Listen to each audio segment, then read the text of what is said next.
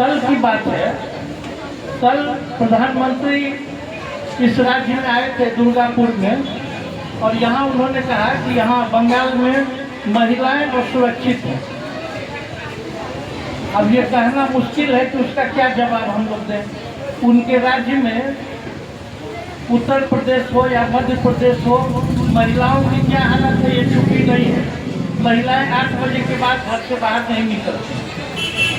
उन्होंने कहा कि विदेशी लोग बंगाल में भर गए हैं टीएमसी के सपोर्ट से। ये सारी हास्यास्पद बातें कि अगर आपका बीएसएफ और आपका बॉर्डर टीएमसी के ही हवाले है, तब तो फिर आपका रहना बेकार है इस देश में। आपकी सरकार दिल्ली में बैठी कर क्या रही है, यदि ममता बनर्जी और टीएमसी यहाँ विदेशी लोगों को घुसा दे रहे हैं। इसके बाद वो चले गए बिहार। मिथ्या शिरोमणि हम लोग बोलते हैं, बड़े झूठे को अच्छा वर्ड में मिथ्या शिरोमणि बोला जाता है। वहाँ जाके वो गए थे कल पश्चिमी चंपारण में। वहाँ जाके उन्होंने कहा कि मैं इस राज्य को, मतलब इस जिला को मैं मुंबई बना दूंगा। अब पता नहीं वो मुंबई का समुद्र वहाँ कैसे लेके आते। बहुत सारी बातें थी। गया के बारे में उन्होंने कहा कि मैं इसको क्या नाम है वो हरियाणा का क्या नाम रखा है अभी, गुरुग्राम बना दूंगा। गुड़गांव, पटना को बोला कि मैं पूना का इंडस्ट्रियल हब यहाँ पर बना दूंगा। कोई इनको पूछे कि जहाँ से वो ये सब बोल रहे थे, 1 सप्ताह के अंदर उसी पटना में 56 हत्याएं हुई है, इसी सप्ताह। इस पर इसने कोई जवाब नहीं दिया। ये ख्वाब दिखाते रहे लोगों को, तालियां बटोरते रहे। इससे पहले हम लोग कितना अभी तक सुन रहे थे कि बांग्ला भाषियों को कितना अपमानित किया गया दिल्ली में। कहने की जरूरत नहीं है कि जब से ये सरकार जहाँ जहाँ भी गई है, राष्ट्रीय स्तर पर तो छोड़िए, राष्ट्रीय स्तर पर तो इसने बॉब लिंचिंग और कौन कौन सा वर्ड दिया लोगों को, गोरक्षक। इस देश में वैसे वैसे सब जो 11 साल के अंदर ही सुनने में आया, वो सब मिला।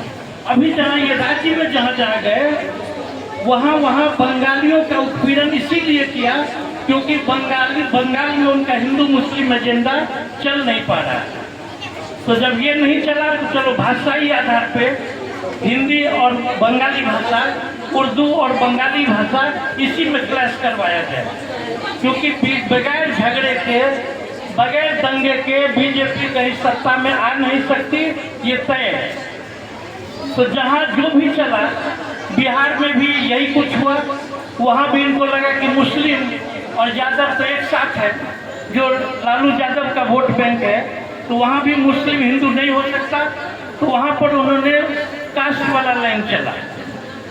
क्योंकि कुछ दिन पहले ही विरोधी पार्टियों ने ये आरोप लगाया था कि मुंबई में महाराष्ट्र के इलेक्शन में इन्होंने जाली वोट बनाया, जाली वोट लिस्ट करके अपने जो एक्चुअल वोटर है उससे ज़्यादा वोट पड़ा है महाराष्ट्र।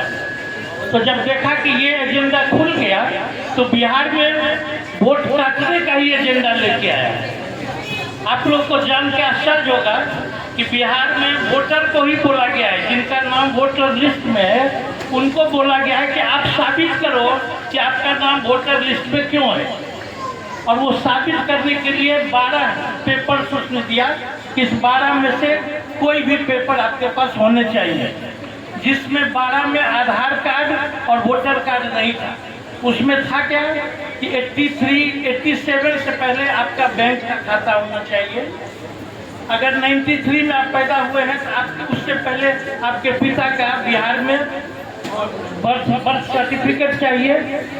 अगर वो भी नहीं है तो फिर आपका जमीन का दलील हो जो 1994 या 84 से पहले आपका कागज वो दलील, वो शर्तें हैं जो कि बिहार के 60% लोग नहीं मानते, उनके पास नहीं है। ना बर्थ सर्टिफिकेट है। बिहार की टोटल आबादी में 60% लोग ही सिर्फ 10th क्लास पास किए हुए हैं। आप अंदाजा करिए ऐसे राज्य में उसके बाद का बर्थ सर्टिफिकेट मांगना। अगर ये सब आप नहीं दे पाए, और वो भी एकदम टाइम फ्रेम है, ये सब आपको 1 अगस्त से पहले करना, अगर ये आप नहीं कर पाए तो आपका नाम वोटर लिस्ट से कट जाएगा। इसका साफ साफ मतलब हुआ कि वोटर लिस्ट से जो हमारे जो हाशिए के जो लोग हैं, जो अल्पसंख्यक है, महिलाएं हैं, पिछड़ा वर्ग, अति पिछड़ा वर्ग, इन सब का नाम काट दिया जाए। सिर्फ ऊपर के लोग वही वोट दें जो बीजेपी का वोट बैंक है।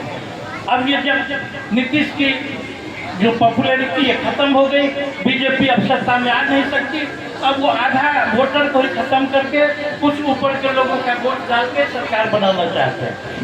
जहाँ पर जैसी नीति ये अगर सरकार रही तो सिर्फ अभी क्या, अभी तो यहाँ भाषाई का शुरू हुआ है मनमुटाव, कुछ दिन में ये दंगा लगाएगा, बिहार में जाति की दंगा लगाएगा, यूपी में हिंदू मुसलमान करेगा, सारे देश में।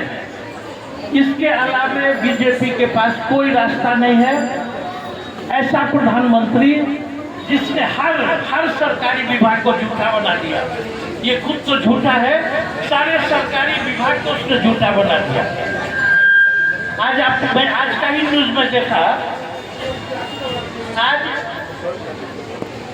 आज जो है ट्रंप ने बताया कि भारत के पांच एयरक्राफ्ट पाकिस्तानी युद्ध में खत्म हुए, मारे गए।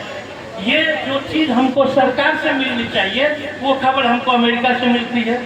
इसको, इस देश को कहां ले जाके पहुंचा दिया, ये बड़े ही असम्मान हम लोगों के लिए बहुत शर्म की बात है। और इसीलिए इन सब चीजों से अगर बचना है तो 21 तारीख को हम सभी नौजवान साथियों, सारे बुजुर्ग, सारे महिलाएं, हमारी बहन बेटियां, सबको दोनों हाथ उठाकर 21 जुलाई को ममता बनर्जी के हाथों को मजबूत करना है। हमें बंगाल से दिल्ली तक का सफर तय करना है।